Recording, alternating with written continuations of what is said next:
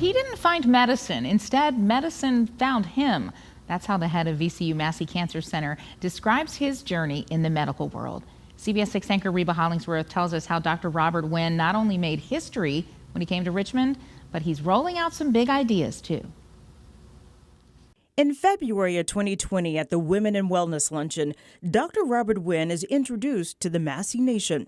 And to be a part of that and to be a part of that history here at Massey, which is one of the early NCI-Designated cancer centers, is like a dream come true. And making history too. Out of the 71 designated cancer centers in the nation, he's the first African-American cancer director. But becoming a doctor wasn't on his radar. I was little, I didn't think about becoming a doctor. I didn't think about science. I didn't think about any of that. I just thought about how was I going to get a job at General Motors. That's what I was thinking about. Winn was born in Buffalo, New York to a teenage mother, raised in a blue-collar home. His skills on the football field will lead him to Notre Dame, a place that would change the course of his life. Two educators urging him to pursue medicine. It's like I still grew up in that era where, you know, just seeing somebody who was black and a doctor on TV was like, what? Winn would attend medical school at the University of Michigan, then to Chicago for his residency at Rush Presbyterian, where he learned from the giants in the field of pulmonary medicine. It was also personal. African Americans are dying in large numbers from lung cancer. Winn would take his skills as a clinician and a researcher to premier hospitals in Colorado and back to Chicago. It's there he focused on his mission to bring science closer to the people. So I started doing all these innovative models of bringing cancer into our federally qualified health centers.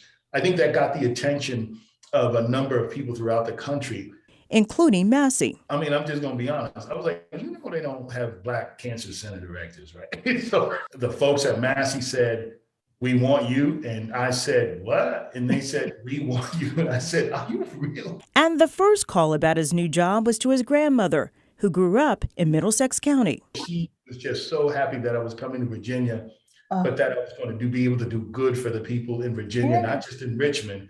Just 2 months into his new job, COVID hits. We have so much at stake. And to get unfiltered information about the virus to the people, Winn started Facts and Faith Fridays, a conversation that started with just a few people that's grown on some days to over 12,000. This whole concept of people having to get to us is okay.